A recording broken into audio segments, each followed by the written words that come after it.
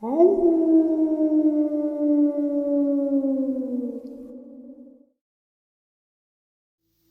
greetings and salutations, everyone, and welcome to today's bonus upload, the upload that gets us a little closer to tonight's live stream at 12 a.m. Eastern Standard Time. I do hope to see you there. Before we jump into this, though, a couple quick links. As many of you know, I rely on Patreon, PayPal, channel membership, and the merch to help the channel to continue to grow and go. Links to Patreon, PayPal, and channel membership is in the description below. The merch displayed directly under the video. Also, Dogman, Frightening Encounters, Volume 1 through 3, the audiobook versions. They were written and researched by Tom Lyons, narrated and produced by me, Jeff Nadolny. Those audiobooks are available on Audible, Amazon, and iTunes, links to which are also in the description as well. And finally, last but definitely not least, if you'd really like to help support the channel to continue to grow and go, simply subscribe. It does not cost a cent. Click the like button, takes half a second. If you don't want to miss out on any of the informative uploads I put out daily, click that bell icon, and folks, please leave a comment. Why? Well, because all these things really do help the channel to continue to grow and go. They definitely do matter, and they are appreciated. Now, I've taken far too much of your time. Let's jump in to today's bonus, shall we? Today's first part of the upload.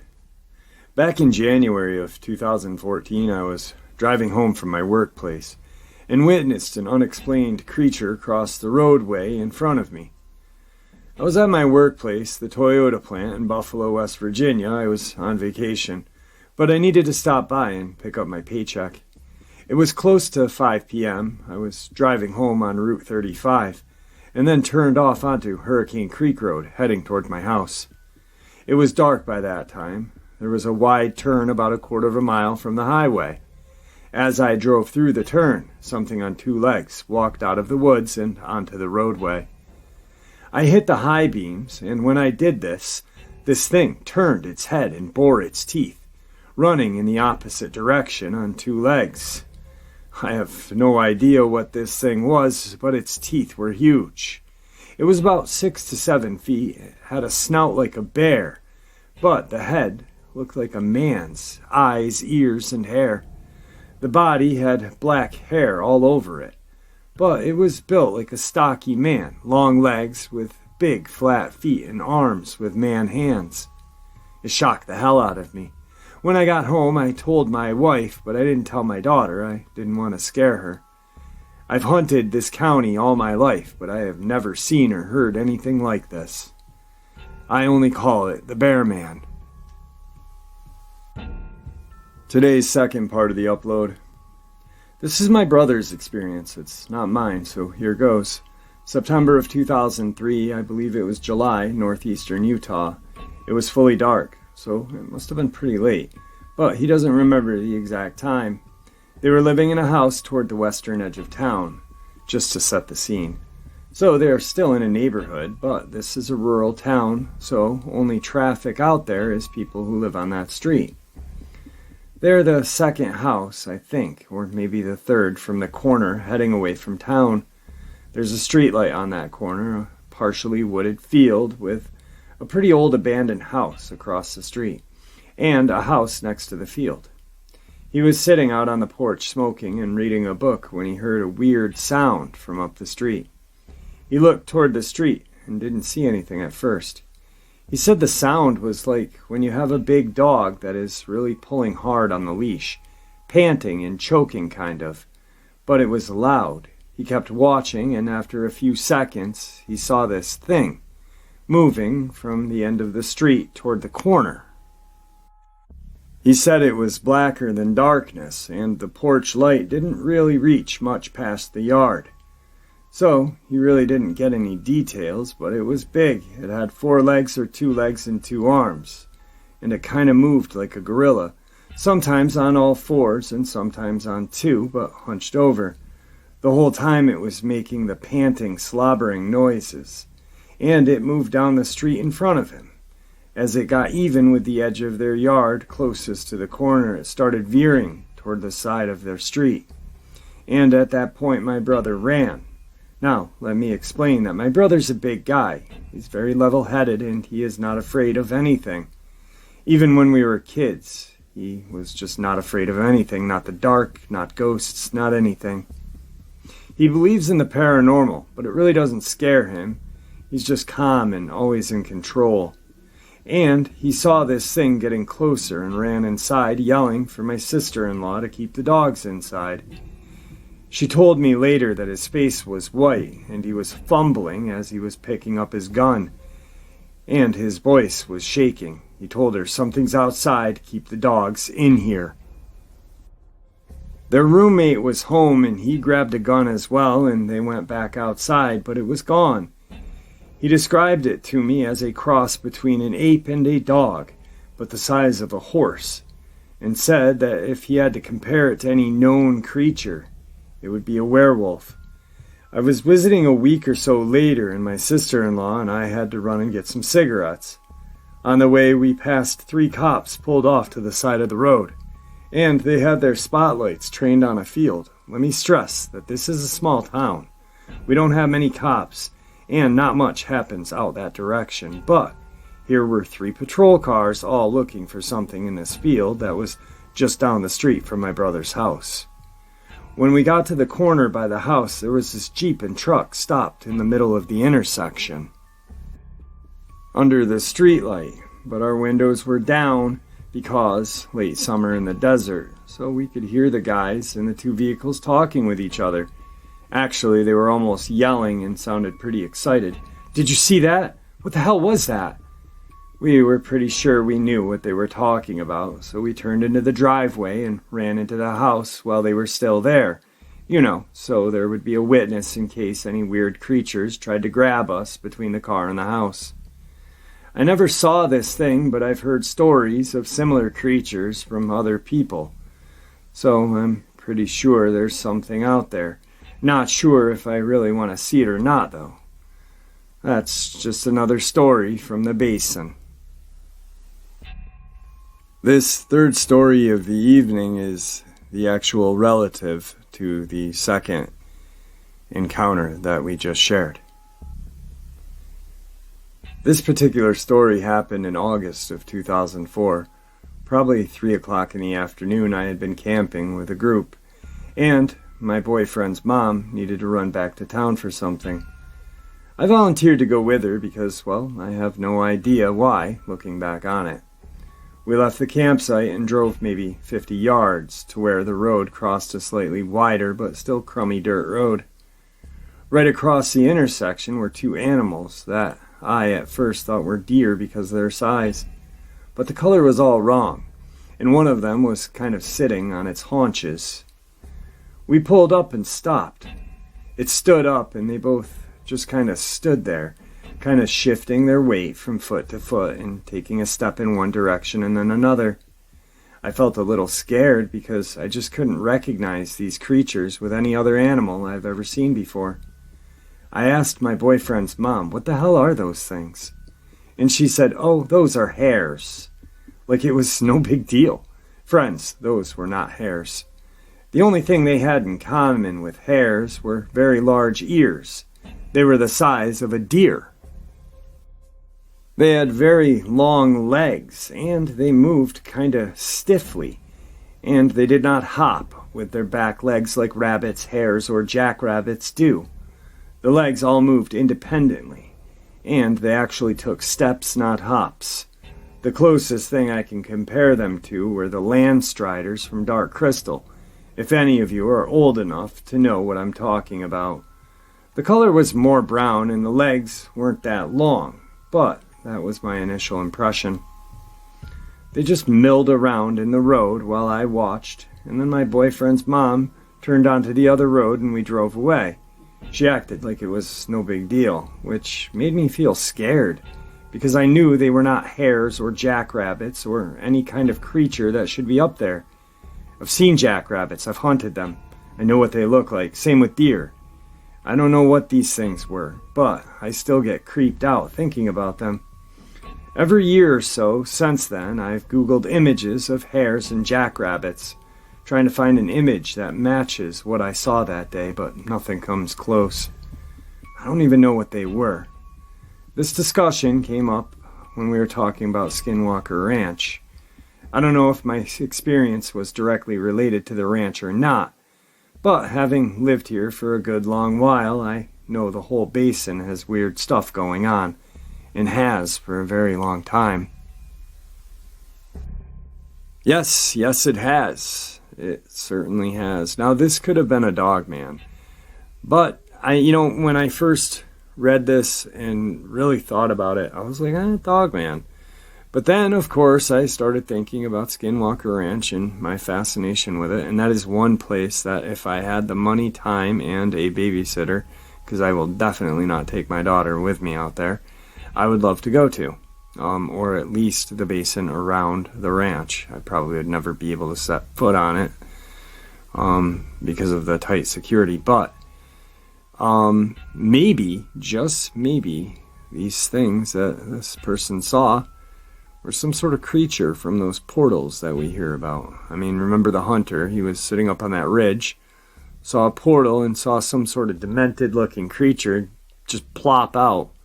Almost like, the way he described it was the portal opened and this creature literally dropped out like some sort of animal dropping from a birth canal. Like, blop.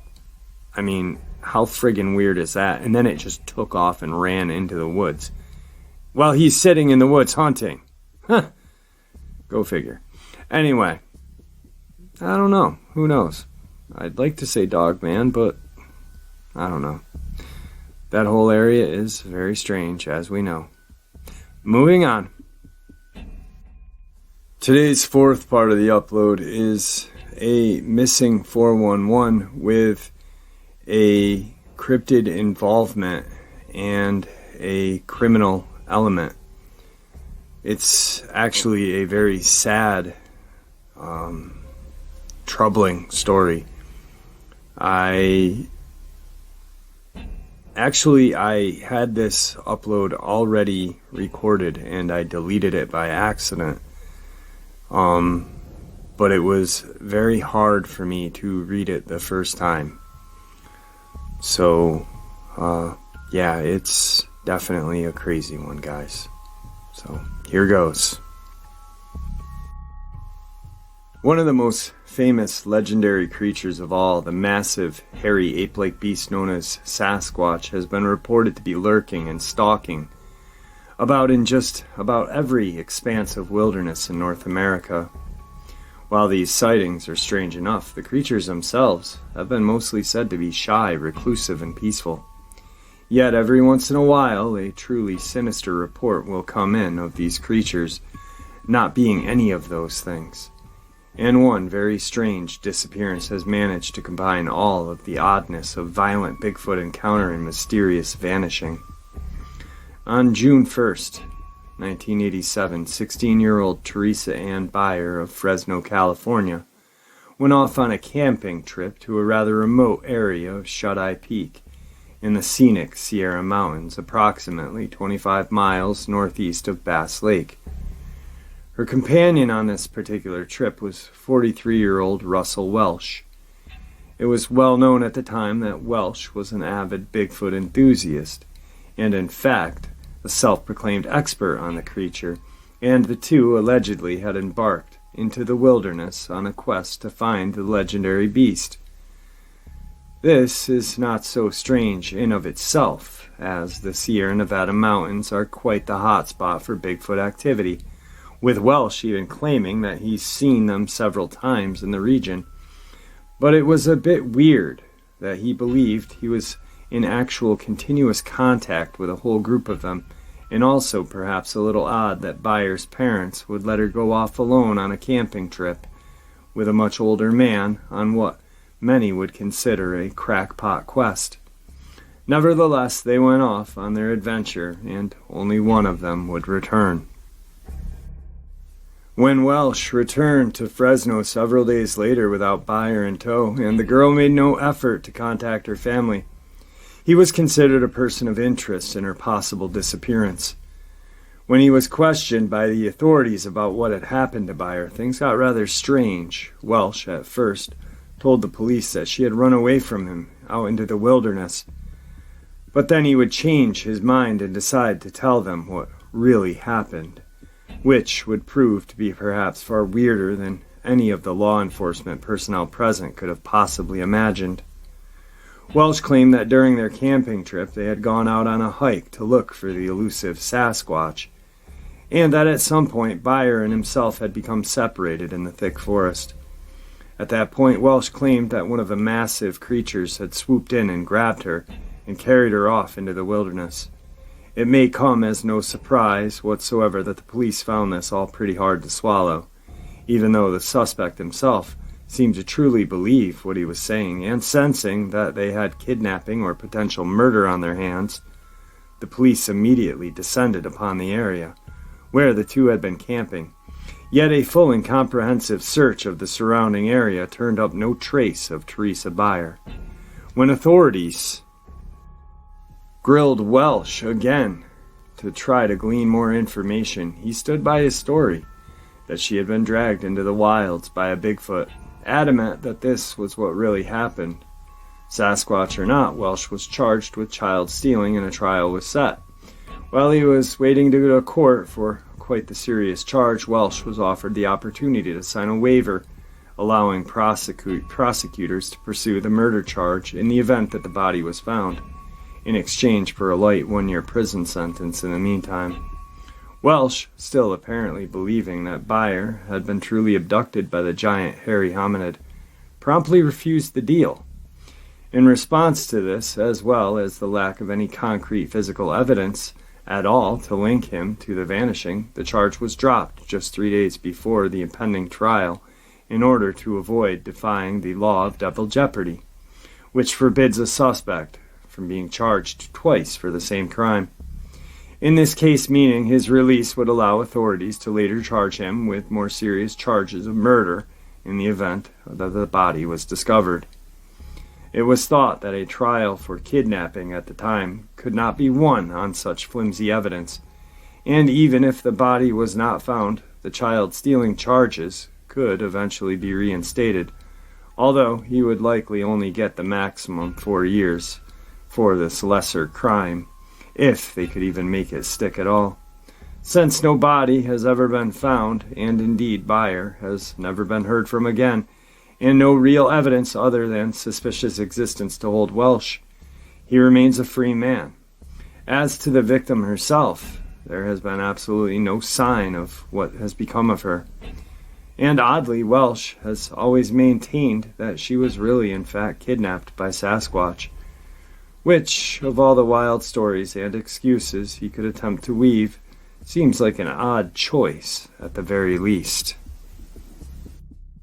Indeed, his insistence on this outlandish tale has caused some people to wonder if there is any chance he could possibly be telling the truth.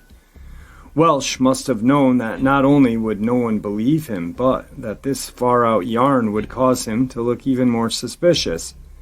But he stuck to his surreal version of the events anyway. Why would that be? He could have simply told police that Byer had wandered off hiking and never came back, or that she was injured. So why turn it into a bizarre tale of a Bigfoot abduction? It just doesn't make a whole lot of sense, does it?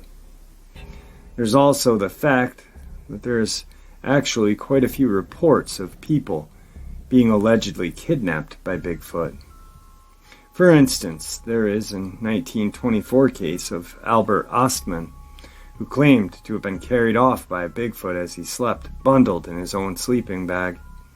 He would then say that he was kept captive for nearly a week by the whole family of creatures before managing to escape with his strange tale.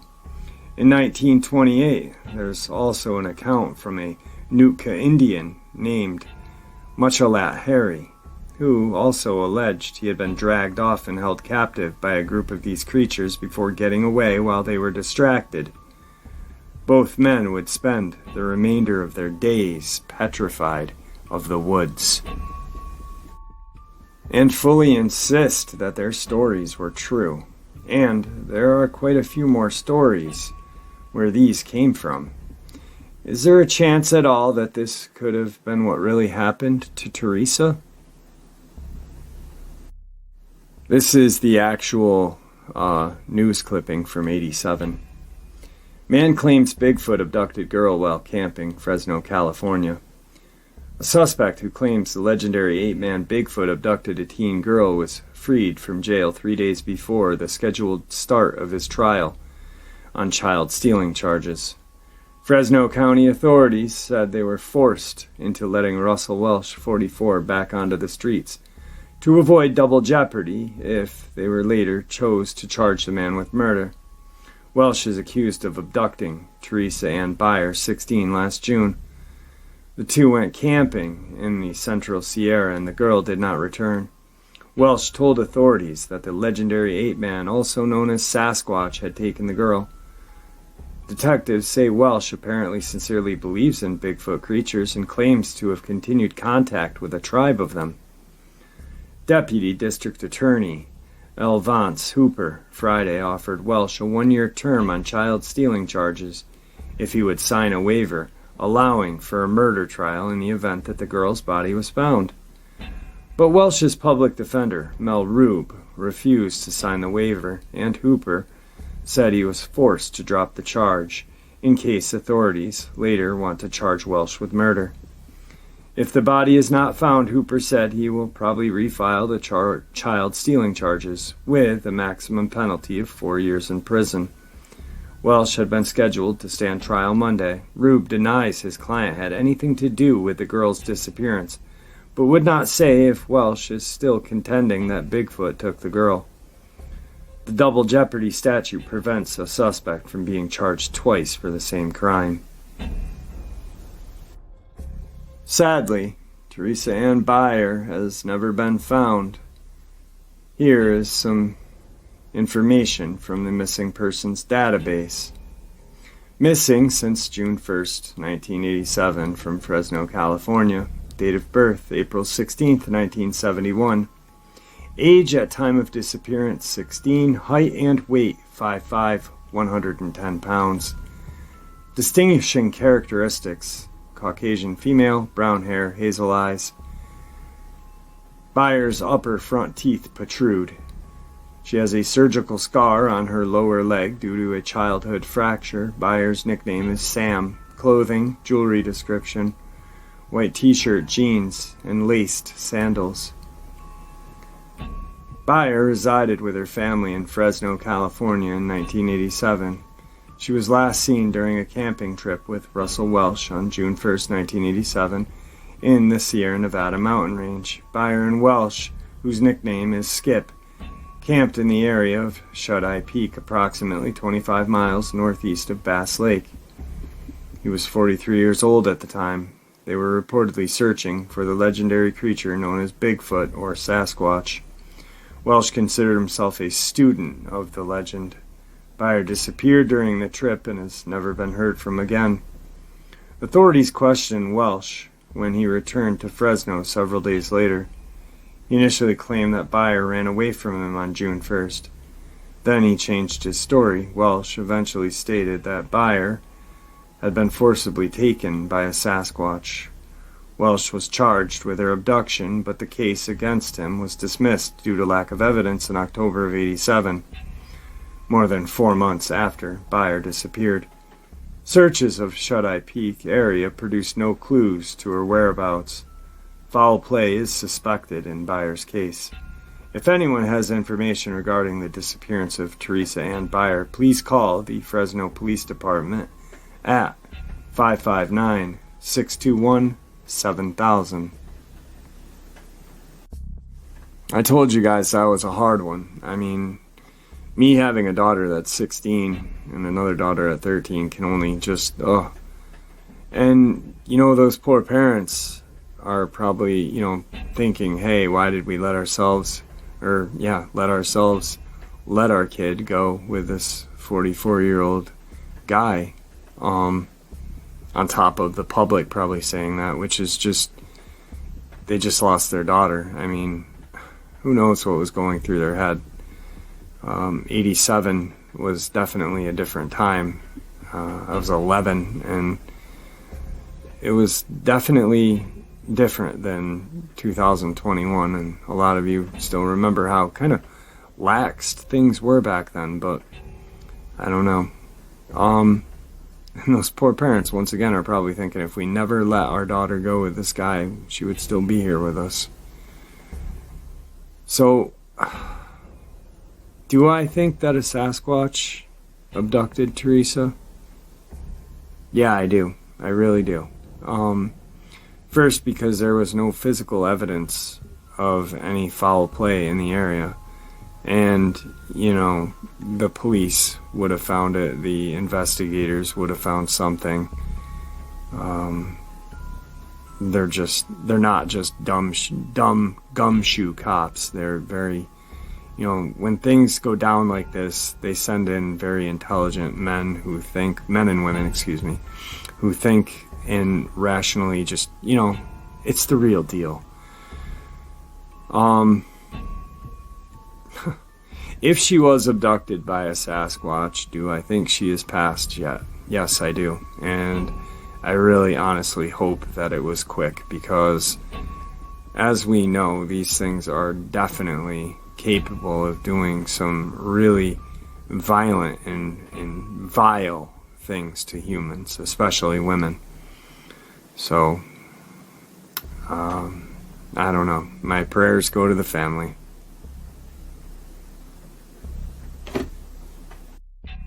Today's final encounter. It was 1998. I was 35 years old. I had been working with the Forest Department for 12 years. There was a fire in the Apalachicola National Forest that summer. The Bradwell Bay area was on fire when all of this happened. The fire was raging very badly at this point. We didn't know if we would ever get out. That morning, I had reported to the command center on Helen Guard Station Road to get briefed on what I was to do that day. So me and another guy were given the task of driving around looking for animals along the road of Bradwell Bay area. Animals would make it to the road and usually fall out if they were injured or had really bad smoke inhalation. Our job was to pick them up and take them to the vets at the command center. The vets would treat them and, on some occasions, euthanize the ones that would not make it. So we were driving around the area heading south, doing about 45 miles an hour. Definitely faster than I should have been driving. I was talking to my partner and didn't realize how fast I was going, when all of a sudden we saw a black figure run out of the woods on all fours. It ran right up under my driver's side tire. I hit the animal with both my front and back tire. I was driving a 95 Dodge Ram 4x4, so I knew at that speed I had killed it. Immediately we thought it was a bear. We got out to pick the bear up and put it in the back of the truck. Upon further investigation, we realized what I had hit was not a bear at all. It was a creature that neither one of us had ever seen. It was about 6 feet tall. It had legs, kneecaps, and feet, just like you and I. The arms hung to about the knee. One arm, of a matter of fact, was down by its knee. The other one was up over its head. I had run the creature over under its right underarm, across the shoulder blade, and over the back of its neck. The creature was covered in hair, about 3 to 5 inches long on its arms, legs, and head. The hair on the back, ribs, and chest was much shorter. The muscle definition on the animal was phenomenal. It looked like a prize spider or one of those guys you'd see in the UFC. We flipped the animal over. The jaw was broken from where I had hit it with the truck. I could see through. It had protruding snout, much like a baboon, or what you would think a werewolf would look like. Its eyes were just like ours. The thing looked a lot like a chimpanzee. We quickly radioed into the command center, and they sent out 2 FWC officials to our location. Within about 15 minutes, the FWC officials arrived, and they told us that they had never seen anything like it. So we all picked the animal up and loaded it onto the back of their truck. The animal weighed about 300 to 400 pounds, which was a lot of dead weight. They told us they would figure out what it was and let us know. So we had been contacted by the command center at that point, and they told us to come back and make a statement about what we saw.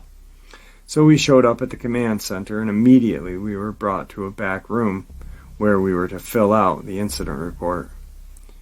We were about 10 minutes into the incident report when we were asked to stop and wait, that there were some people coming in to see us. Within 30 to 45 minutes, 2 government officials showed up. They walked us out to the vehicle. They were asking where we had ran it over. We told them where it was, and so they examined the area. The truck had no damage. There was a black steel bumper on the front. The animal hit the bottom of that, and the tires took care of the rest. There was really nothing on the truck except for the undercarriage. There was some blood and hair. The officials collected the blood and hair samples and put them away. Next, they asked us if we could get into the vehicle they came in to take them to the location where we had run the animal over. So we complied and got into the vehicle and left with the gentleman. It was rather a quiet ride back out to the spot. They didn't say much at all except for a couple of exchanges with each other. We showed up at the spot and walked them through what had happened. Then all of a sudden one of the guys, I guess the guy in charge, turned and looked at us and said, "Congratulations, fellas. You ran over a bear." I said, "Sir, but this was no bear that we hit." He quickly interrupted me with, "You don't understand. You ran over a bear." He then said that every time I told anybody about this, I ran over a bear. I was never to speak a word about what we actually hit, that I could face charges. My whole retirement could go away. They said I could lose my job, and that they would slander me and make me look like a fool. So I looked at my partner, and we had no other choice but to comply. On the ride back, it kind of struck me as odd that this was an actual government cover-up. They knew what this thing was that we had hit. They had seen them before, and now were in possession of a body.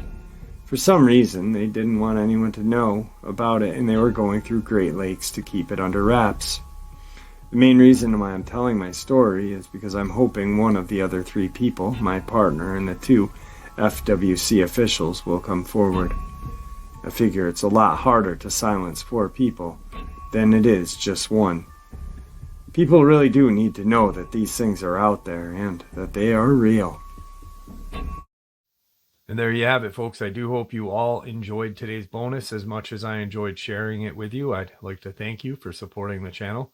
It is, after all, your support that helps this channel to continue to grow and go. And honestly, what gives us all a place and a chance to share our experiences and theories judgment-free. Everyone is simply treated with the respect that we deserve. Please, everyone, stay safe, happy, healthy, and ever vigilant, keeping an eye on our children, pets, family, and our friends. These creatures are real. They are out there and dangerous. Share this information with those you love and care about, and it may just help save their lives someday. Until next time, never stop asking questions, never stop searching for the truth, and God bless you all.